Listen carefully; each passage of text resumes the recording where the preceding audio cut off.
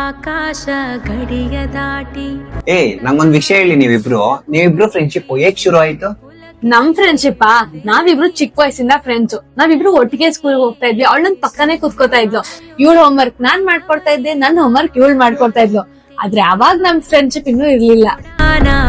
ಆಮೇಲೆ ನಾವ್ college life ಹೋಗಕ್ ಸ್ಟಾರ್ಟ್ ಮಾಡಿದಾಗ ಇಬ್ರು ಒಂದೇ ಕಾಲೇಜ್ ಸೇರ್ಕೊಂಡ್ವಿ. ನಾನ್ ಇವಳ ಮನೆಗ್ ಹೋಗ್ತಾ ಇದ್ದೆ, ಇವಳು ನಮ್ ಮನೆಗ್ ಬರ್ತಾ ಇದ್ಲು. ಅವಾಗ ನಮ್ಮಿಬ್ರು ಮಧ್ಯ ಒಂದ್ ಒಳ್ಳೆ ಫ್ರೆಂಡ್ಶಿಪ್ ಬೆಳೀತು. ನನಗ್ ತುಂಬಾ ಒಳ್ಳೆ ಫ್ರೆಂಡ್ ಸಿಕ್ಕಿದ್ಲು. ಅದು ಸರಿ, ನಿಮ್ಮಿಬ್ರು ಫ್ರೆಂಡ್ಶಿಪ್ ಹೆಂಗ್ ಸ್ಟಾರ್ಟ್ ಆಯ್ತು? ನಮ್ದಾ ಬ್ರೋ ಮ್ಯಾಚಸ್ ಇದ್ಯಾ? ಮ್ಯಾಚಸ್ ಬ್ರೋ, ಒಂದ್ ನಿಮಿಷ ಇರಿಕು ತೊಳ್ರಿ. Lights bro? Bro lights. Lights ಮಜಾನೇ ಬೇರೆ ಬ್ರೋ. ನೀವು ಲೈಟ್ಸ್ ಏನಾ ಬ್ರೋ ಸೇದೋದು? ಹೌದು ಬ್ರೋ, ನಾನು ಲೈಟ್ಸ್ ಏನೆ. ಬ್ರೋ ನೀವ್ ಯಾವ ಏರಿಯಾ? ಇಲ್ಲೇ ವಿಜಯನಗರ್ ಬ್ರೋ.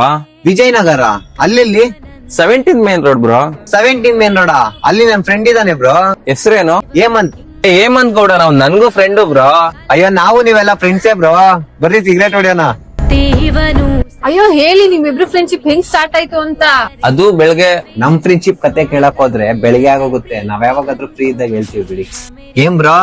ಇವ್ನ್ ಹೇಳ್ತಾ ಇರೋದ್ ಕರೆಕ್ಟ್. ಇವ್ನ್ ಹೇಳಕ್ಕೆ ಸ್ಟಾರ್ಟ್ ಮಾಡ್ಬಿಟ್ರೆ ಬೆಳಗ್ಗೆ ಆಗೋಗುತ್ತೆ. ಸ್ವಾರ್ಥವಿಲ್ಲದೆ ಪ್ರೀತಿ ಹಂಚುವ ಸ್ನೇಹ ಮೆರಿಬೇಕು, ನೂರ್ಕಾಲ ನಿಲ್ಲಬೇಕು.